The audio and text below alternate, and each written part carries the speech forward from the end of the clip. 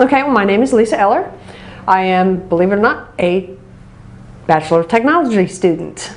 Okay. Live here in Orlando area. I grew up here, so I'm one of the few natives. And in September, my brother tried committing suicide. I have said for many, many years my brother is bipolar. January 2009, my sister-in-law was hit and killed by a car out on Bass Road out in St. Cloud. Well, it was his childhood sweetheart, and they have two children, a 20-year-old and a 12-year-old. My brother has never been able to get past his wife being hit and killed by a car because there were some questions about it. The young man that did it, they said, was not drunk when he was driving, so there was a lot of questions.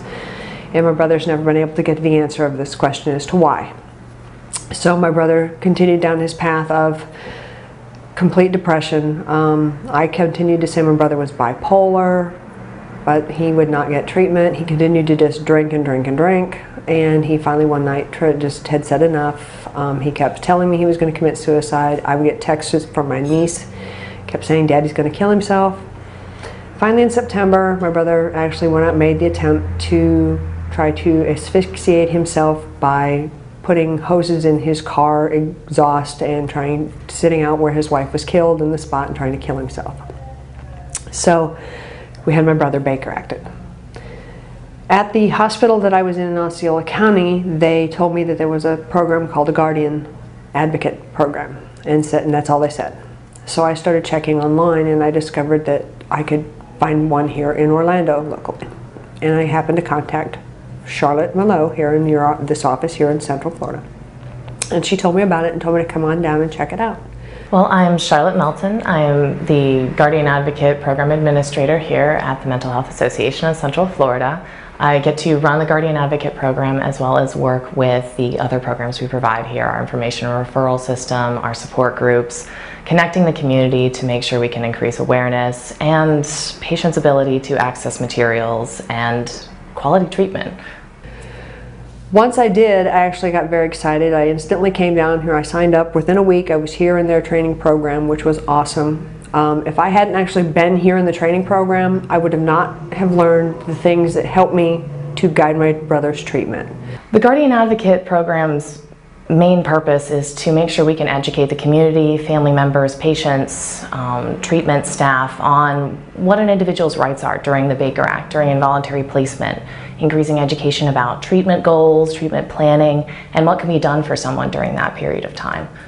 So it's an absolutely integral and important training during that time. The Guardian Advocate program here that I learned if I went in and I showed my badge at the counter, when they would argue with me and they would say, no, I'm sorry, you can't come in, visiting hours are 9:30 to 3:30, I would actually say, no, I'm sorry, I have this Guardian Advocate badge and I can go in and see it. Now I can actually pull it out and show it if you want me to put it on the camera.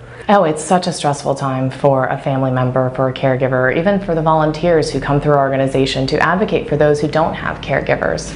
It's part of what I think is so unique about our Guardian Advocate program. We provide support and a discussion within that training so that someone has a dynamic way to look at their individual case within this really large, sometimes very lost and confusing system. But I was able to get in and see my brother. I was able to see him, his social caseworker, his doctor. They would all meet with me with his medical records. My brother would sit and say to me, well, this med is working, it's not working. We were able to guide his treatment for him and get him out. Instead of being in there for 30 days, we got him out in 3 weeks. It's such an awesome opportunity to be there when someone needs you, when that unique moment of crisis hits, and we can advise them directly, that we can connect their need to an immediate source that can fit that. And it's really rewarding on our side, but so much more so that we can connect the community that way. Melanie here at the office was like a light at the end of the tunnel for me. She held my hand, not literally, but over the phone she would hold my hand. She would talk to me. If I wouldn't call for a couple of days, she would call and check on me.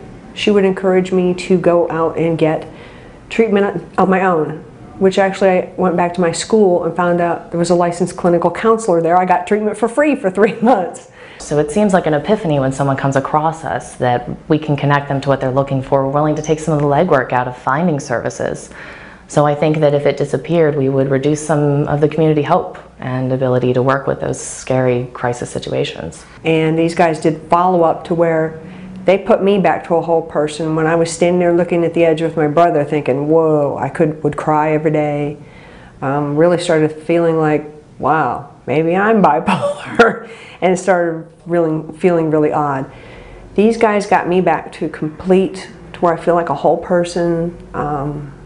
And you know, suddenly I started feeling better. Then in November, my cousin's wife tried committing suicide. I know it was really all around me. It was really weird. And so then I started calling these guys trying to find other resources for over like Tampa way. Well, Melanie then shares with me that her mom is bipolar and she just happens to be from Palm Bay. Let me help you get some resources. So she even went over and above her call of duty to help me. What it showed me was that there's enough people out there that somehow I feel like I'm drawn to this association, which is Central Florida Mental Health. And I then in January joined as an associate member. I now volunteer for them. I went on the Out of Darkness walk last weekend to talk up the Guardian Advocate program, because I'll go out and talk this Guardian Advocate program up to anybody so that people will understand what it is. They'll try and use it. Maybe it'll help their family. Get them in contact with their family. It helped my brother immensely. Our ability to bring in some pretty passionate people, that we've come across students who are driven and thirsty for information and their ability to affect the environment. We get to work with consumers who want to give back for what they've had. So I think our community tie is what makes us unique in that ability. And also, I'll go out and talk it because I'd really like to help the organization grow. Quite honestly, I'd like to become part of their family members. I'd like to become an employee here someday when I finish my degree. I'm going to be here permanently, and if nothing else, I'm going to be one of their permanent volunteers. That's my life goal. These guys have made that much of a difference for me, and I'm going to do for them whatever I can. Mi nombre es Henry Pedrique de la Asociación de Salud Mental de la Florida Central, recordándolos que está bien que busquen ayuda.